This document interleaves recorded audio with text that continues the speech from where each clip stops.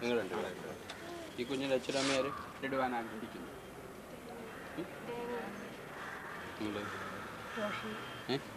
റോഷൻ. ഈ കുഞ്ഞിന് വേണ്ടി നിങ്ങൾ തിരുസഭയോട് എന്താണ് അഭ്യർത്ഥിക്കുന്നത്? ജ്ഞാനസ്നാനം.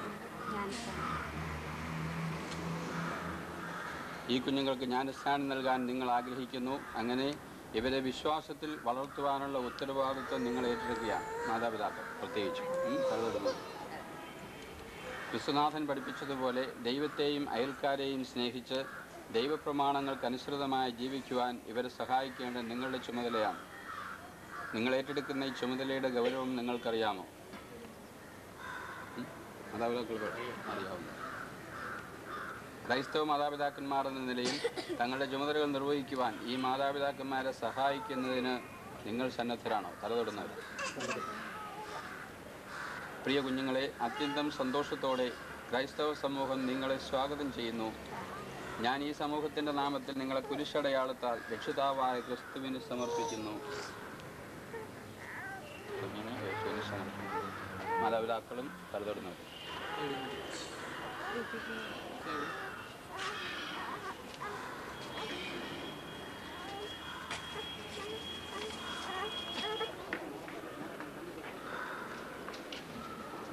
കർത്താവ് നിങ്ങളോടുകൂടി. വിശുദ്ധ മത്തായി എഴുതിയ സുവിശേഷം. അക്കാലത്ത് ഈശോ ശിഷ്യന്മാരെ സമീപിച്ചരുൾ ചെയ്തു, സ്വർഗത്തിലും ഭൂമിയിലും സർവാധികാരവും എനിക്ക് നൽകപ്പെട്ടിരിക്കുന്നു. ആകയാൽ നിങ്ങൾ പോയി എല്ലാ ജനതകളെയും പഠിപ്പിക്കുകയും പിതാവിൻ്റെയും പുത്രൻ്റെയും പരിശുദ്ധാത്മാവിൻ്റെയും നാമത്തിൽ അവരെ ജ്ഞാനസ്നാനപ്പെടുത്തുകയും ചെയ്യുവിൻ. ഞാൻ ആജ്ഞാപിച്ചിട്ടുള്ളവയെല്ലാം അനുഷ്ഠിക്കുവാൻ അവരെ അഭ്യസിപ്പിക്കുവിൻ. നമ്മുടെ രക്ഷകനായ ക്രിസ്തുവിൻ്റെ നാമത്തിൽ രക്ഷാകരമായ തൈലം കൊണ്ട് നിന്നെ ഞാൻ അഭിഷേകം ചെയ്യുന്നു. അവിടുത്തെ ചൈതന്യം നിന്നെ ശക്തിപ്പെടുത്തട്ടെ. കർത്താവായ ക്രിസ്തു വഴി ഞങ്ങൾ സമർപ്പിക്കുന്ന പ്രാർത്ഥന കേട്ടുകൊള്ളണമേ.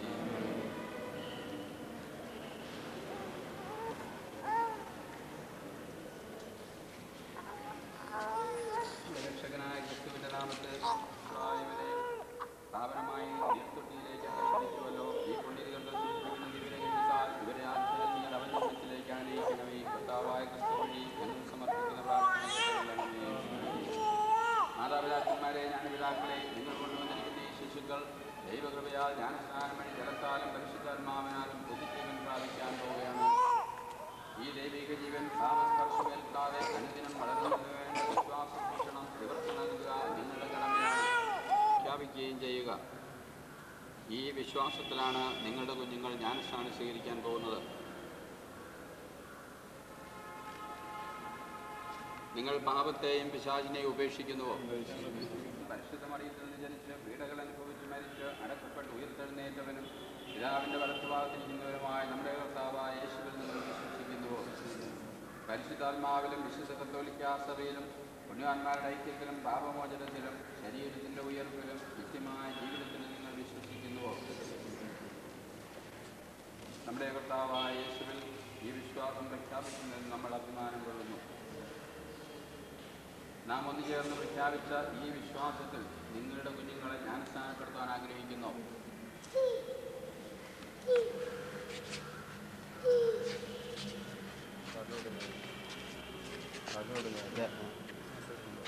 പേരെന്താ പറയുക?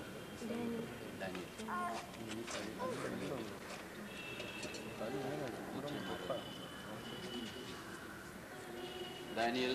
പിതാവിൻ്റെയും പുത്രൻ്റെയും പരിശുദ്ധാത്മാവിൻ്റെയും നാമത്തിൽ നിന്നെ ഞാൻ ജ്ഞാനസ്നാനപ്പെടുത്തുന്നു.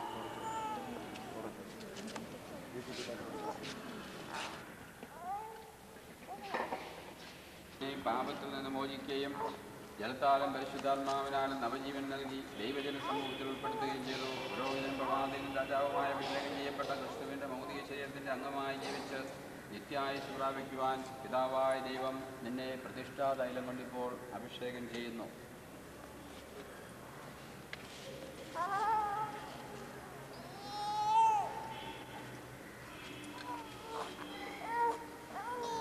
നീ ഇപ്പോൾ ഒരു പുതിയ സൃഷ്ടിയാണ്.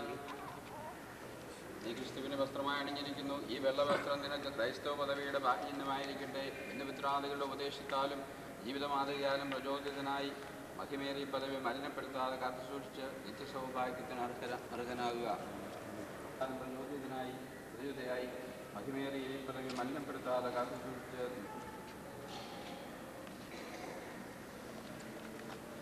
ക്രിസ്തുവിൻ്റെ പ്രകാശം സ്വീകരിക്കുവേ.